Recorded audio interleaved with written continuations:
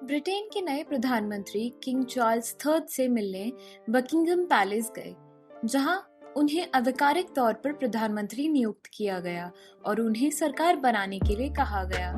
10th Downing street में अपनी पहली स्पीच के दौरान औपचारिक रूप से यूके के 57th प्राइम मिनिस्टर के रूप में नियुक्त किए गए ऋषि सुनक ने कहा कि उन्होंने नई यूके सरकार बनाने के लिए किंग के इनविटेशन को एक्सेप्ट कर लिया है।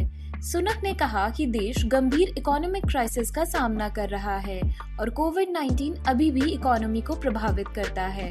उन्होंने प्रॉब्लम्स के लिए यूक्रेन संघर्ष को भी रीजन बताया है, यह कहते हुए कि पुतिन यूक्रेन में एक खतरा पेश कर रहे हैं। सुनक ने रिप्रेजेंटेशन के लिए लिज ट्रस को धन्यवाद देते हुए कहा कि वह एक उत्साही नेता थी जिन्होंने तत्काल परिवर्तन किया, लेकिन कुछ गलतियां की गई।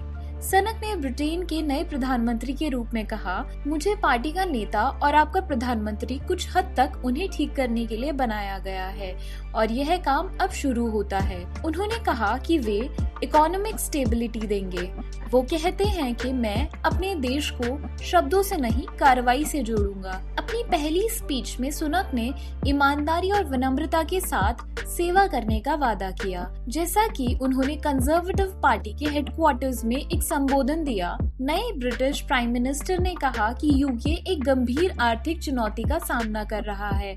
सुनक ने कहा कि उनके जीवन का सबसे बड़ा विशेषाधिकार मैं जिस पार्टी से प्यार करता हूँ उसकी सेवा करना और उस देश को वापस देने में सक्षम होना जिसका मैं बहुत ऋणी हूँ।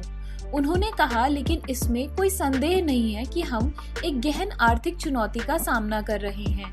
हमें अब स्थिरता और एकता की जरूरत है। फॉर्मर ब्रिटिश चांसलर ने प्रतिज्ञा की कि वह इसे हमारी पार्टी और हमारे देश को एक साथ लाने के लिए अपनी फर्स्ट प्रायोरिटी बनाएंगे, क्योंकि यही एक तरीका है जिससे हम अपने सामने आने वाली चुनौतियों से पार पा सकते हैं और अपने बच्चों और हमारे लिए बेहतर, अधिक सुदृढ़ भविष्य का निर्माण कर सकते हैं। ब्रिटिश प्रधानमंत्री ने कहा कि वह अपने सामने आने वाली चुनौतियों से निराश नहीं है। मैं समझता हूँ कि मेरे पास विश्वास बहाल करने के लिए काम है।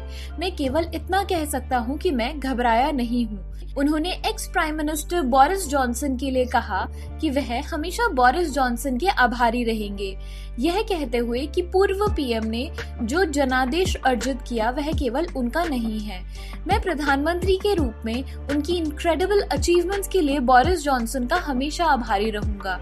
मैं उनकी गर्मजोशी और भावना की उदारता को संजोता हूँ और मुझे पता है कि वह इस जनादेश से सहमत होंगे। 2019 में अर्जित मेरी पार्टी किसी इंडिविजुअल की प्रॉपर्टी नहीं है। इसके अलावा उन्होंने कहा कि जनादेश हम सभी का है और एकजुट है। सुनक ने जॉनसन युग के वादों पर काम करने का भी वादा किया है।